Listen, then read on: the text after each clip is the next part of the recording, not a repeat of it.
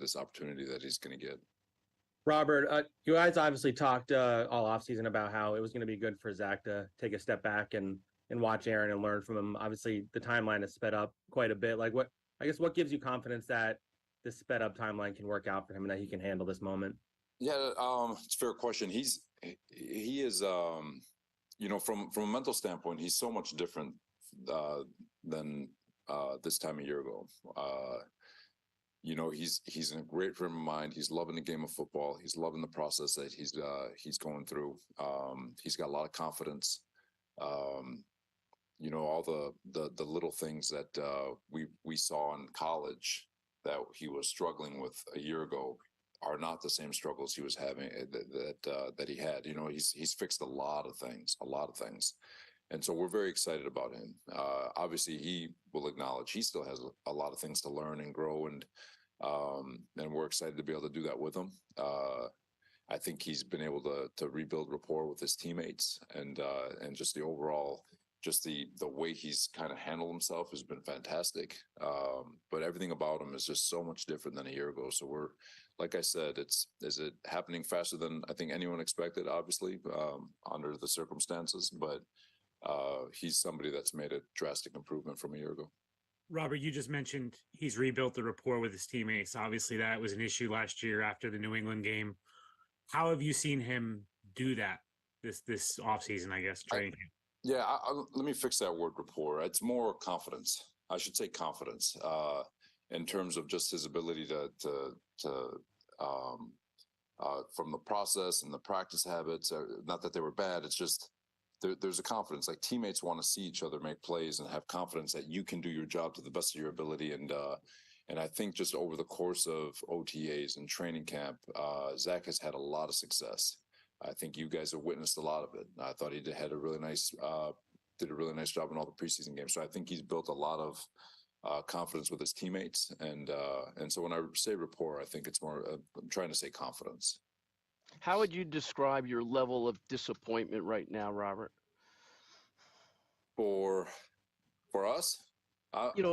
Looking at the injury, I just want to know, what are you feeling? What are you feeling?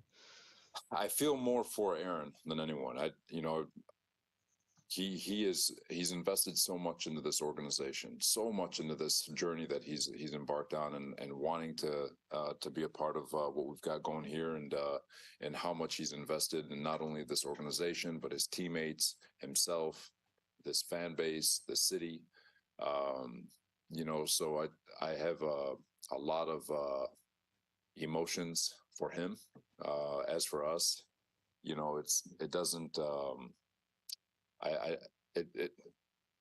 it's really all about him. It is. I don't look at it like a woe is me here for the organization. I think guys are excited about being able to step up and continue the things that we've been building, but a lot of hurt for Aaron. Robert, with Aaron, just to confirm, you don't know if he'll need surgery yet, but he's out for the year, right? Torn Achilles is out. Yeah, he's out for the year. He needs surgery. I just don't have any details for you guys. Robert, there was a report that the play that Aaron got hurt on was a cut block. There was a report from The Athletic that Aaron had voiced his that he wasn't necessarily a fan of the cut blocks because it kind of forced him to throw earlier and it removed the ability for him to extend plays if he wanted. Is there any accuracy to that? And if so, I mean, why continue to keep that in the playbook? I don't know about that one. That hasn't come across me in terms of whether or not there's displeasure or anything. Quick game.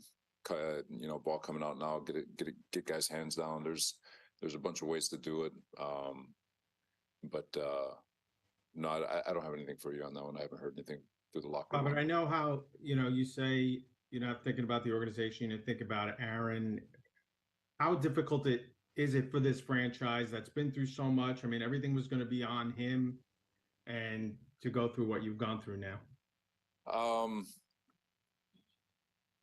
I don't know why people are trying to put an obituary onto our team name. it's Aaron is an unbelievable piece to this whole thing, and we love him. But I think there's 52 other guys in the locker room, plus the 16 practice squad guys that believe that we can do a hell of a lot of good things here. And we've got championship caliber defense. We've got great skill guys, great skill guys on the offensive side of the ball. Our O-line is going to continue to gel and get better, but we're excited about our group. We've worked hard over the last couple of years, players, coaches, scouts, GM, building a pretty cool organization. And so there's still a lot of faith in the locker room on the things that we can still accomplish this year. So while the outside world can go ahead and write whatever story they want to write, there's still the true story being written in this building. So Robert, with that being said, right, and it's fair, no one should be writing your obituary, but expectations are different without Aaron Rodgers.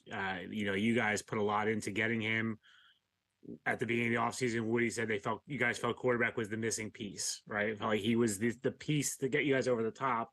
Now he's gone after 4 snaps. Doesn't that alter expectations for this team? Like I said, expectations for us are always the same. I've said before, you could be an expansion team in the NFL, and you're still expected to go 17-0. It's expectation versus controllables, and we never talk expectations, because the expectation is to go out. The only expectation we have of ourselves is to go out and do our best every single day and maximize who we are and go to bed better than when we woke up. When we woke up, and that's all you can ask for. The expectations of winning and losing is the narrative that gets created outside the building, which is expected. That's part of the job, but at the same time, it's never been what we talk about, and that's the whole thing. If you talk to them all, the same things that were being talked about with regards to winning championships and winning divisions and all that, they're still going to say the same thing. Fully expect them to have that mindset. But again, you can't achieve any of that unless you go out and attack the day and attack the moment and do the best you can. So, while narrative might change on the outside world and the articles that are being written, the expectation here is still continue to give ourselves an opportunity to put our best foot forward. You said you were going to look through some things for a backup quarterback. Does that entail veteran free agents or the trade market? Yeah, but I guess the message I'm just trying to deliver in terms of, we're going to look at everything. Preferably, not preferably, but you're going to look at veterans, you're going to look at young guys, but under no circumstances any of this a competition. This is Zach's team, and we're rolling with Zach. Robert, how does Does Boyle become the number 2 this week? Boyle just moves up to 2. Tim Boyle will be elevated, yes. Robert, how does change the offensive strategy, if at all, with Zach's skill set compared to Aaron's? It's kind of a game plan question. I'm going to hold that one. We still think Zach is fully capable of doing executing the offense. Obviously, there's going to be nuance that might be different, but as far as getting into too much detail on what that game plan will be, I'm going to hold that one. Robert, what were your conversations like with Aaron? I'm sure you had a chance to talk to him today after he left the building. And did any of those conversations enter into his future and what happens beyond this year? As you guys can imagine, he's down. I'll let him answer those questions. I did not get into the future of what he's expecting or what he's thinking. I think that's a conversation tactfully left for another day.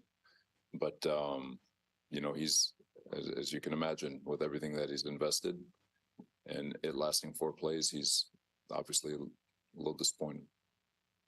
Robert, do you have a sense on whether he'll still be around the building after surgery this season? Do you expect him to still be involved with the team? Yeah, I think I speak for everyone in the organization. We all want him here. We all want him to be connected, and I think he wants to be here. But again, that's something that we'll continue to talk about, just trying to let him breathe and give him some time to digest everything that's happening. Take a couple more for Coach. A couple more. Robert, you look at NFL history, there's a lot of teams that have lost a starting quarterback and have been highly successful with their backup over the course of an entire season. Is that kind of the mindset that you in the locker room are taking right now and sort of looking at those examples and seeing what kind of worked then to try and use now? No, it's every situation is unique, but obviously there's precedents. It's not going to be the first nor the last time that starting quarterback goes down and somebody rises up to the occasion and rolls. It's what we're all very, very confident in is